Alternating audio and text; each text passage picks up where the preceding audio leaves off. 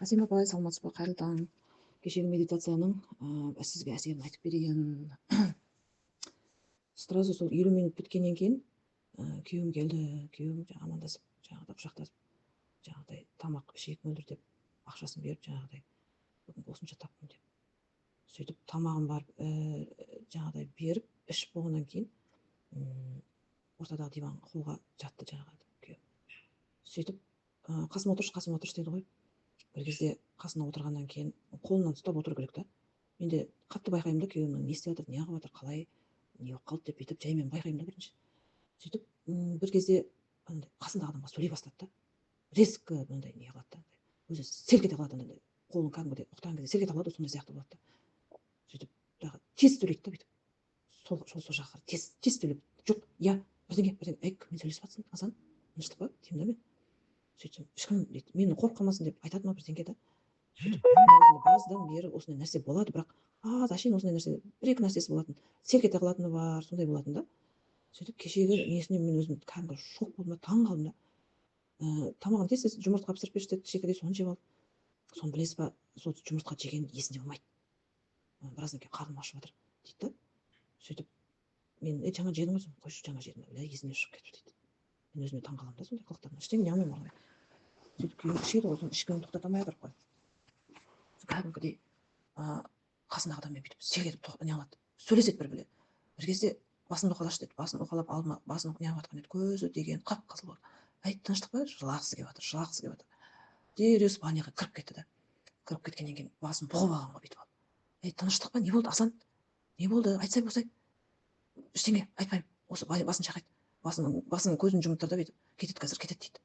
Кім? Мен сосын ойладым, сразу жылап жатқан екен. Апама дедім. Я деді. Тағам екеуі деді.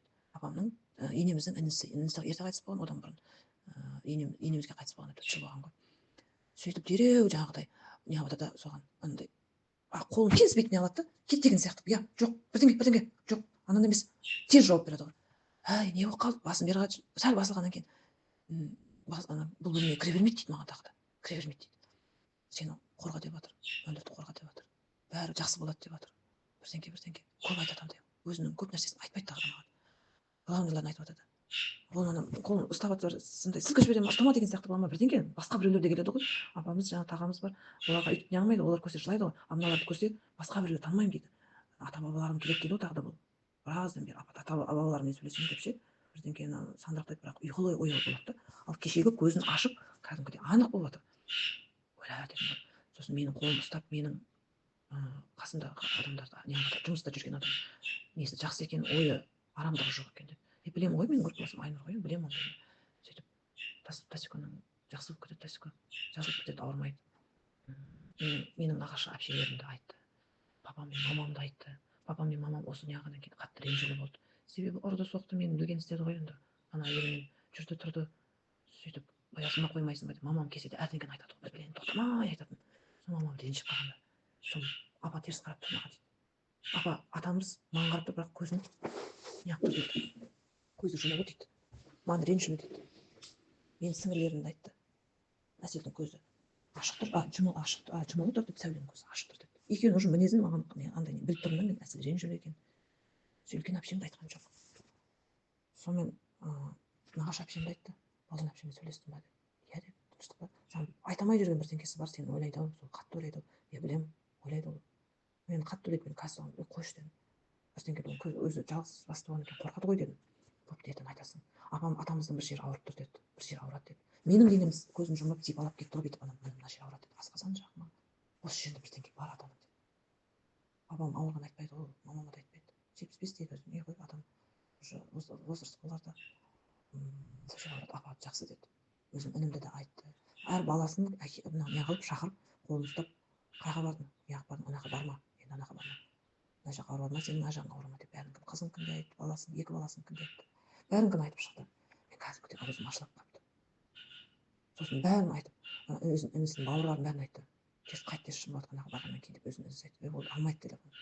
Айтқан екен, түсінбейді ғой дедім бір жағын.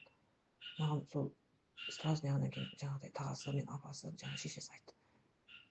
4 тал ек, 4 түрлі қызыл алма деді, 4 түрлі алма ексін деп айтты. Сиыр саусын мөлдір. Сиырдың сол сүтін саған берсін. Тағам сөйтіп айтып отыр. сөйтіп айтып жатыр, сөйтіп айтып жатыр деп.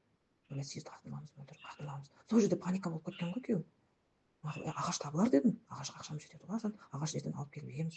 Балаларымды алып кетемін. Екінші мөлдір. Мынаны істемесе маған тыныштық бермей жатыр уже, маған айтып жатыр. Мөлдірді қорға деп айта береді деді. Қорға дегеннің астында басқа нәрселер де бар ғой мөлдір деді. Жақсы боласыңдар. Сен таза емессің деп айтты деді. Таза емессің деп айтты. Сол көбінесе сөйтіп айтады ау деймін, жаңағы маған жақпайтын, өзіме жақпайтын сөздерді жаңағы маған айтпайды да. Ішпей сондай дейтін шығар енді. Дұрыс жүр деп. Сондай тағадан қорқады ол негізінде. Тағасынан қорқады. Көп нәрсе айтты, сонымен бәрін айтып болып жіберді, жеңіл болып қалдым деді. Жеңіл болып қалдым деді. Сөйтіп алды да жаңағыдай телефонын жаңағыдай уже көре бастады осыдан кейін. Соны қатты қойып қояды екен. Қостан екен ғой. Азында қолымды тартады дейді ғой. Тартады, тұр, жүр бізбен бірге. Жүр, түнде де сағат 3-4-те жүр бізбен бірге деп айтады екен. Осындай нәрселер.